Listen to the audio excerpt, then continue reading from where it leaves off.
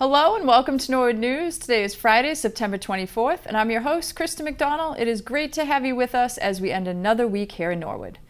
Late Sunday night, the Norwood police received a call of gunshots in the area of South Norwood. Brian Boudreau has the report. Sad news out of South Norwood this morning. A 28-year-old shooting victim has passed away. Chief Brooks has the latest details. Sure, so we got a 911 call. We actually got more than one at about 5:45 Sunday night that a man had been shot and he was in the area of 18 Sturtevant. And so we had 2 radio cars and a sergeant respond down here initially along with an ambulance. Our officers began to render aid and fire, of course, was right behind us. They took over caring for the patient. He was transported by ambulance to the Coakley Middle School where a med flight helicopter landed. And then he was flown into Boston to a Boston hospital. And then last night, a few hours after he was shot, he passed away. He died of his wounds. Now the shooting happened really right over my left shoulder here on Sturtevant. And what we know is that he was in his car at the time he was shot. It appears that the assailants left in a vehicle, that they drove away. So that's why we told the public that we didn't think the general public was at risk, that they were no longer in the area. They had taken off. So I think as it's been reported in the news, there were bullet holes in the car. It appears that he was shot while he was sitting in the car. We also don't think that this is a random event. You know, I think it's pretty safe to say that they were looking for him and not just the first person they happened to run into. I think people in the Sturtevant Pond, Heaton neighborhood would tell you that it's a pretty peaceful neighborhood. Nice people living here. It's pretty quiet most of the time. And so we do understand how something like this shakes people up, makes them a little, rattled and a little bit uncomfortable. So we have increased foot patrols down here. People who live here will see our officers. They see our officers anyway because it's on the South Norwood beat, but they'll see officers even more as we circulate with the public and we're here to answer questions and just assure them that it continues to be a safe and peaceful neighborhood. Although we don't have all the answers and the investigation is in the early stages, we do try to assure the public that it doesn't appear the general public is at risk. Thank you, Chief Brooks. This is an ongoing investigation between Norwood Police, State Police, and the Norfolk County District Attorney's Office. We will bring you more information as it becomes available. For Norwood News, I'm Brian Boudreau. Thank you, Chief Brooks, and everyone at the NPD. Last weekend, we celebrated Norwood Day 2021. The weekend began Friday night with a fireworks show at the Coakley Middle School. Many people came out to view the fireworks show that was hosted by the Rec Department. Hi guys, this is Chris Welch, Acting Program Coordinator for the Norwood Rec Department. We got fireworks night before Norwood Day here. It's September 17th. We got a DJ, we got a few vendors here selling trinkets. You know, we're out here on the Coakley Middle School fields. It's a great time, it's popping. We got a lot of people here, it's good to be back. Unfortunately, there was an incident at the fireworks show that involved a group of Norwood youth. Later in the week, Dr. Thompson sent out a letter to parents addressing the situation. Dear families, it has come to my attention that some missed our original communications over the weekend and that misinformation is being disseminated regarding the fireworks incident this past Friday evening. Let me begin by saying that we all share our disgust at the alleged actions of a few students. At no time will we tolerate behavior that harms or intimidates others in the Norwood Public Schools. As this was a community event, it is the role of the Norwood Police Department to investigate. The Norwood Public Schools has and will continue to work with NPD in this effort. Lastly, it would be inappropriate to comment or discuss an ongoing police investigation, and we ask your patience as the process is followed. If you have witnessed any of the events at the fireworks Friday evening, please contact the Norwood Police. You may also speak with either your school principal or the counselor. If at any time you or your child has concerns regarding safety at our schools, please contact the school administration. Sincerely, Dr. Thompson. Then on Saturday, hundreds of people spent the day strolling up and down Washington Street, chatting with friends, and eating delicious food. And every Norwood Day is kicked off with a parade featuring Norwood High School athletes, followed by a presentation of the Ann Leyden Award. This award celebrates members of the community who go above and beyond in terms of service and dedication to the town. This year, the Norwood Day Committee was honored to present the award to the late Bernie Cooper. The Cooper family accepted the award, and his son Josh shared this message of gratitude. It's just so incredibly overwhelming for this honor. Our dad loved this town. We always kind of used to joke that Norwood is his 5th child, and kind of seeing all of this, it's pretty much true now. It's like our dad did everything for this town, and just to see this town kind of rally around our family and around him, and just be so willing to just select him for such a high honor, it's just, we're incredibly grateful, and I don't think we could have really picked anything better. Norwood just meant so much to our family, and we always keep coming back to Norwood for a reason. And I don't know if our lives would have been the same without this town. And just to see how vital our dad was for Norwood, and just how Norwood has really impacted our lives, it's been great. I really don't know how much, there's too many platitudes we can give. It's just incredible. Thanks, Josh, and thanks to the Norwood Day Committee for making such a great choice. Town Manager Tony Mizuko is thrilled to be back at Norwood Day. It feels fantastic to be back after a couple of years. We weren't able to have our traditional Norwood Day last year, so it's been 2 years since we've all been able to get together and gather and just enjoy this great event. It's sort of the key social event in the town's year, and we look forward to it every year. And last year was tough with the pandemic, so we're so happy that we have it this year, that we're able to go out and meet with friends and enjoy people and visit all the different booths and just have fun and have a good chance for the community to come together. We're so happy we're able to bring it back this year. Kudos to the Norwood Day Committee and Travis Farley and his team for bringing Norwood Day to a reality this year. On the one hand, we're sad. We remember that we've lost Bernie, and this is the first Norwood Day he hasn't been here for, but we're happy that he won the award, and we're happy that we're continuing on in his image and in what he would have wanted to do, and we're building the community. We're having good community events and just having a good time and enjoying each other and making this the great community he is to live and work and play in. So we miss him every day, but we're continuing on the work that he built. Thanks, Tony. We can't wait to see what's in store for Norwood Day 2022. There will definitely be exciting additions for Norwood's 150th birthday, so stay tuned with NCM for the latest. And stay tuned after this break for some news from the Senior Center.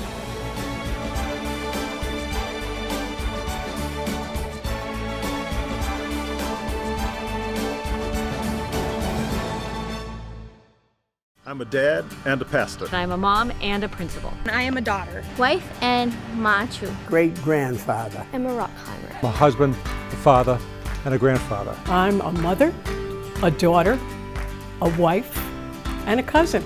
I got vaccinated for my parents. Because I want to be a good neighbor. For safety and for the people I love. For my family, for my community, and for our community at large. કારણ કે મારી ઈચ્છા હતી કે મારા બાળક બીજા બાળક સાથે રમી શકે.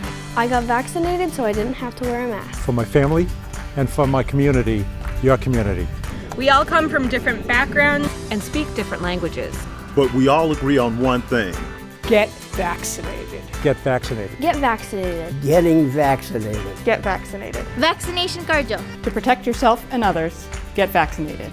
To find out more information and to find a clinic, go to mass.gov/COVID vaccine. Welcome back. Earlier this week, the Norwood Senior Center gladly hosted the Oakdale Farmers Market. This has been an ongoing tradition all summer, and Carrie McCarthy is always happy to host. Starting off the week, very busy today. We had a pop-up farmers market with Oakdale Farms. They were here from 10 to noon selling fresh produce to all the folks of Norwood. Sunday, Monday, after the farmers market, the Senior Center hosted an ice cream social with help from Brightview Senior Living of Canton. Senior Center Director Carrie McCarthy has the scoop. Today we have Brightview Senior Living of Canton. They're here giving all the seniors ice cream sundae and playing some fun and games with them. They'll be enjoying it in this beautiful fall day. We do have the capacity indoors with that big room, but if it's nice out, we want them outside enjoying the fresh air. Again, if anybody 60 and older wants to come up, wants a newsletter, give me a call and I'll send one in the mail for them, but we have a lot of activities going right throughout the fall. Thanks, Carrie, for all you do for the seniors of Norwood. On Thursday, the Senior Center hosted a drive-up conference for people to learn about different types of care. The event was sponsored by HESCO Elder Services and featured 17 vendors. Attendees received cool frisbees, a boxed lunch, and were given the opportunity to receive this year's flu shot. Christine Barcelo works at Sunrise Senior Living and was excited to visit with Norwood seniors. We're right on Saunders Road. It's off of Route 1A. We are a senior living community. We provide assisted living services and memory care. We do short and long-term stays, and we're here supporting giving some information to the seniors in the community, which is wonderful. And we're so excited to be able to do this again. It's been a whole year of none of it. But I think it's great to give information to seniors that are in the community and give them options, let them know that we're here and we are supporting them in any way that we can if they can't be at home or just need some extra help. Thanks, Christine. To learn more about elder services in Norwood, please contact the Senior Center. And now we're going to toss it over to Miles Kidd with the latest school news. Hey guys, I'm Miles Kidd, and let's take a look at some activities happening in our Norwood schools this week. 2 Norwood High School art students painted a sensory walk to add something fun and creative that the kids at the Cleveland School could play on. Caitlin Flynn and Sammy Gale used their art skills to create a project that has a space theme that includes ABC stars, a hopscotch in the shape of a rocket ship, a space path with aliens and UFOs, and the solar system. They aimed to create a sensory walk that was both fun and educational, which is why they included numbers and shapes, along with things that required balance and coordination. The sensory walk took about 3 days to paint and design. They hope that this walk is enjoyed by all the kids at the Cleveland School now and in years to come. Also at the Cleveland School, September means Dot Day. It is a day where creativity, risk-taking, and the imagination are celebrated. They also had Start With Hello Week that featured classroom exchanges of positivity notes, different ways to say hello, and All Green Friday.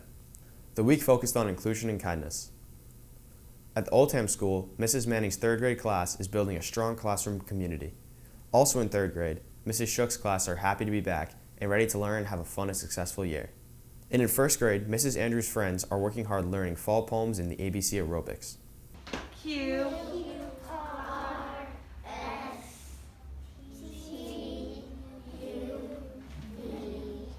W X Y and Z. Jump and stretch. Now I know my aerobics ABC. Next time, won't you sing it with me? At the Prescott School, it's been an amazing second full week back to school. One of the exciting parts of the school year is teachers getting to know their students and designing lessons that will allow students to gain necessary skills and develop confidence. This includes diving right into math centers, even in 1st grade. In Miss Fitzgerald, Miss Rathier, and Miss Elbach's class, students examine different types of shapes, practice counting within 20, and utilize the Seesaw platform to sequence numbers and record themselves reading numbers up to 20. During these centers, students have the opportunity to receive feedback from the teacher and work on critical foundation math skills. Students, along with their library media teacher, Mrs. Miller, celebrated International Dot Day by making their mark on the world. After reading the book by Peter Reynolds, students used paper and crayons or Google Draw to create images. At the end of class, they did a gallery walk to see how each of their peers made their mark. Students in grades 3 to 5 were able to participate in an instrumental demonstration, and Miss Lawrence, Miss Bedard, and Mr. Smith played a variety of instruments. Students could then choose an instrument that they wanted to play this year. The Prescott is excited to have one of the largest amount of kids participating in orchestra and band in recent memory. Also in grades 3 to 5, we enjoyed a visit from author Stuart Gibbs, who joined our classrooms from Los Angeles. The New York Times best-selling author of the popular Spy School series talked about his writing process, how he formulates ideas for the books, and took questions from kids. The Prescott is excited to have a great partnership with Plainville Bookstore, An Unlikely Story, who sponsored this visit. Finally, students enjoyed getting outside for nearly every day for snack and mass breaks. Kids were able to walk laps around the building, take their masks off, and enjoy the morning and afternoon breaks around the grounds. At the Willett School, the students in C10 completed a roll and color Chicka Chicka Boom Boom tree worksheet. The children are fully engaged in learning to recognize their numbers 1 through 6. Also, they worked on coloring in the lines. Previously, Mrs. Hanley read Chicka Chicka Boom Boom and Chicka Chicka 1, 2, 3, and the students worked hard to make their own coconut trees. This week at Little Mustangs Preschool, students have been learning more about one another. The Little Mustangs all have special birthdays, families, traditions, and interests. Classes have been noticing what they have the same as one another and things that are different about each other. Students learn that they are all gifts. The wrapping paper might be different on the outside, but we all have something special on the inside. Students have also been working on learning more about themselves, making self-portraits and practicing learning their letters of their names. The LMPA staff says, "Giddy up, Little Mustangs, it's going to be a fun year." Well, that's it for school news. There's something interesting happening in our classrooms and schools every day, and thanks to all the educators who share their news with us. Now let's go to Mike Malou for the latest in fall sports. Hello everyone and welcome to the Sports Update. We had a busy week for the Mustang athletes this week, so let's recap some of those scores. Football played their first home game of the season against an unfamiliar opponent in Falmouth. It didn't take long for the Mustangs to get on the board when Brian Mateo returned the opening kickoff for 6. It was all Mustangs from there, scoring twice more in the first quarter, opening the lead to 21-0. Falmouth was eventually able to score late in the fourth, but Norwood won their home opener 42-7. Football is on the road for the next 2 games. Field hockey had 3 games this week, starting with a 3-0 win on the road against Ashland. Then they traveled to Medfield where they secured a 1-1 tie before heading home against a tough Holliston team. The Lady Stangs fought hard, but they fell short 2-0. Next week, we'll recap scores against an old rival, Walpole, and Medway. Girls volleyball also had 3 scores to report this week. Last Friday, they hit the road against Medfield where they dropped the match 3-0. Then they were home for 2. The first against Holliston, which was also a 3-0 loss, and then against Millis, which was a 3-1 sets loss. Volleyball will take on Medway and Norton next week. Both soccer teams were on the pitch this week. The boys lost both of their matches, 3-1 to Milton and 8-1 to Holliston, and the girls picked up 2 wins and 1 loss. The loss came against a strong Holliston team, but they stuck out a 2-1 win against Stoughton and a 1-0 win against Millis. And finally, the golf team was very busy this week, coming away with 4 wins. The first win against a Tri-Valley powerhouse in Dover-Sherborne. The Mustangs came out firing and they didn't let up, winning the match 236 to 244. Next, they traveled to the beautiful Dedham Country in Polo where they defeated Dedham, and then it was home for a tri-match against Dedham and Millis. I was able to catch up with Coach Allen after the match. Yeah, we had a tri-match. First time we had a tri-match with Dedham and Millis. The final score with Dedham, we were 239, they were 275. And for Millis, we were 239. No, Millis was 270, and we were 239. So right now, our record now is 7-4. We've won like 4 in a row, so we need a couple more wins to make the tournament. Well, that's all for sports this week. Make sure to follow us on social media for coverage and broadcast times, along with some score updates. Kristen, back to you. Thanks, Mike. In government Monday night, the Sustainability Commission discussed a handful of topics, including their next ventures and Commission's roles and responsibilities. The Commission then continued with their agenda, discussing the farmers market, climate change preparedness, the solid waste contract, and mobility infrastructure. To end the meeting, the Commission spoke about openings on the subcommittees and ad hoc committees. The next meeting for the Sustainability Commission will be on October 18th. Also Monday night, the Planning Board met and began the meeting by continuing 2 hearings to later dates. The first was for an MUOD special permit for 7 to 9 Cottage Street, which will be discussed on October 4th, and the second was a site plan approval and special permit for 83 Moore Street, which will be discussed on October 25th. Following the continuations, the board began discussion of the zoning map at the Big Y Plaza. Representatives from Big Y and abutting neighbors both spoke about the changes to the map. Big Y will come in front of the board of a public hearing on October 4th. To end the meeting, the board discussed 3 town meeting items: the Moderna TIF, rezoning of Big Y, and capital outlays easement from planning. The next meeting for the planning board will be on October 4th. The Norwood Board of Health held its first meeting since June earlier this week at the Norwood Senior Center. The board received several updates, including sanitation, COVID-19, nurses report, and inspection reports. The board will meet again on October 26th at 10 a.m. The Board of Selectmen recognized 2 outstanding members of the Zoning Board of Appeals at their Tuesday meeting. Jack Perry and Phil Riley were awarded plaques of recognition for their long-term service to the town of Norwood. Riley having served on the ZBA since 1978.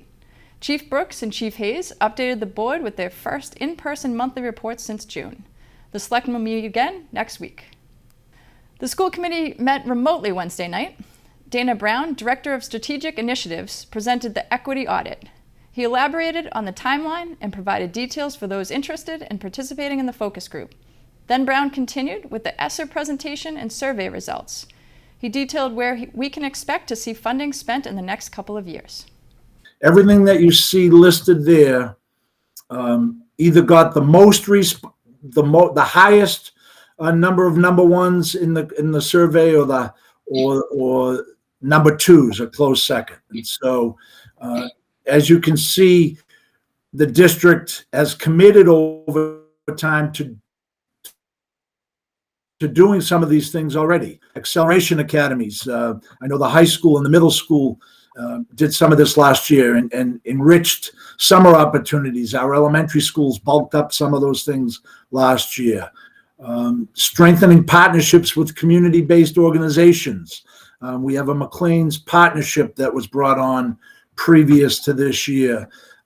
So some of these things had already been happening, had already been in the works, and some of the survey responses supported that, and some others, quite frankly, we're going to have to figure out how we get to with the funding. The group discussed options to implement online enrichment courses for students. Dr. Thompson provided a health update on the COVID-19 case rate throughout the district. In the superintendent report, Dr. Thompson also shared details about weekly COVID testing and an updated vaccination rate for the district. He provided an update on the MCAS results for the last school year as well. At the end of his report, he shared a statement about an incident at the Norwood Day fireworks celebration last Friday. So just real quick, I did send out a communication to the community last night about the incident at the fireworks involving some students of middle school age. This is an ongoing police investigation, so my commenting or talking about an ongoing investigation, would be inappropriate. The Norwood Public Schools has, and will continue to support the Norwood Police Department on this investigation and help in any way possible. This was not a school event, so we are not the primary investigator.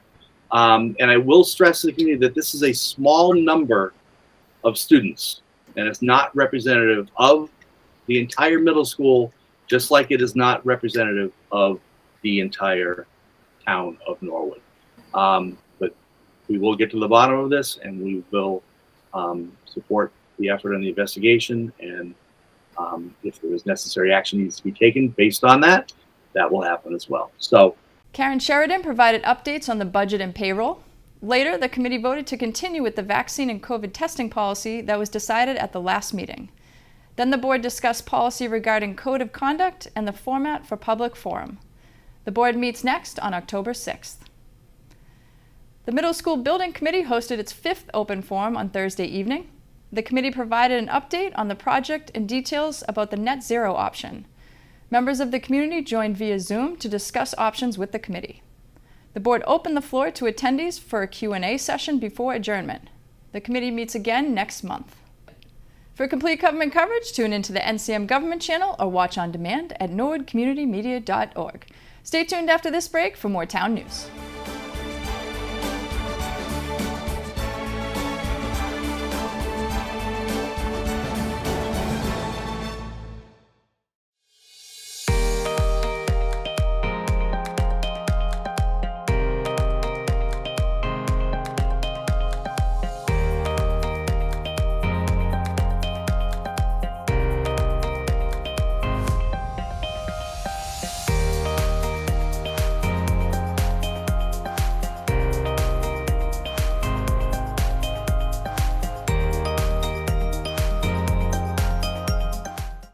Welcome back.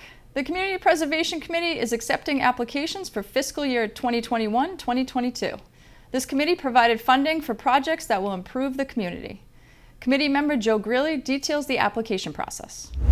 Town of Norwood has the Community Preservation, has approved the Community Preservation Act in 2017. What that means is that the town collects roughly $750,000 to $800,000 every year in tax revenue. There are restrictions on how that money can be used, but basically that amount of money is available every year for people or groups, either individuals or groups, or town departments to apply for community preservation funds. Those funds can be used in 4 different ways for 4 different purposes. Creating housing or studying housing, affordable or veterans, etc. Open space, recreation, and also historic preservation. People can certainly apply for it. The application window, it's an annual event. The application window opens October 1st and it closes November 19th. There is a form and all kinds of information available on the community preservation web page for the town. And people can certainly ask questions. So the dates are October 1st. The cutoff date is November 19th, so that's a hard date. So people have roughly 6 to 7 weeks to get things in motion, and we're more than happy to help, and we want this money to be used for a good purpose in town. Thanks, Joe. To access the application and additional information, visit the town's website. As a reminder, Hazardous Waste Day is Saturday from 8 to 11 a.m. To participate, please arrive at the Recycling Center on 370 Winter Street. The cost per carload is $5. You can bring things like drain cleaners, household cleaners, oil and lead-based paints, pesticides, and pool chemicals. You cannot bring items like latex paint, asbestos, medical waste, and leaf and brush disposal. For a full list of things that are and are not accepted, please check out the DPW's website. There you can access a newsletter that outlines everything you can and cannot bring to Hazardous Waste Day. On Norwood Day, MCM hosted an exciting giveaway. If you entered our raffle, you had the chance to win a gift card to Fuego, Shabu Lee, Daddy's Dairy, Broadway Pizza, or Chefin' and Eatin'. Here's Erin Crowley with the results. Hey everyone, it's Erin Crowley from NCM. We just want to say thank you to everyone for stopping by the NCM booth on Norwood Day. As promised, I'm here to draw names for our $20 gift card winners. I have our NCM mug right here. I'm going to give it one big shake. And then we're going to kick it off with our $20 gift card to Broadway Pizza. So let's see. All right, so our first winner, congratulations to Michelle McCarthy. You have won yourself a $20 gift card to Broadway Pizza. All right, and so next we have another $20 gift card to Chefin' and Eatin'. It's a great bakery downtown. Give another big shake, and I'm not looking in the mug. All right, congratulations to Allison Malley. You have won a $20 gift card to Chefin' and Eatin'. We're on to number 3, and we have a $20 gift card to Shabu Lee, another great restaurant downtown. We have another big shake over here. All right, and this winner is Megan Collins. So congratulations, Megan. All right, only 2 left. So right now we have a $20 gift card and a cute little ice cream cup to Daddy's Dairy. Wonderful ice cream down in the downtown of Norwood. I'm gonna give one more shake for that one. Went a little too quick. All right, and our winner here is Intensive B on Instagram. So we will find you and shoot you a message on there. All right, and last but not least, one of my favorites in downtown, we have Fuego, another $20 gift card. We give one final shake. All right, and we have The Real JB12 on Instagram. So thank you so much again to everybody for participating. You can look out for another type of raffle next year at Norwood Day. And for all of our winners, please look out for your message inbox on Instagram or Facebook, and we will shoot you a message on how you can pick up your gift card. Thank you. Thanks, Erin. If you are a winner, please look out for a message from us on your social media page. And look out for the NCM booth at Norwood Day next year for more exciting contests. Well, that's all for Norwood News. To stay up to date with Norwood Community Media, follow us on Facebook, Twitter, and Instagram. As always, thank you so much for watching. Have a great weekend.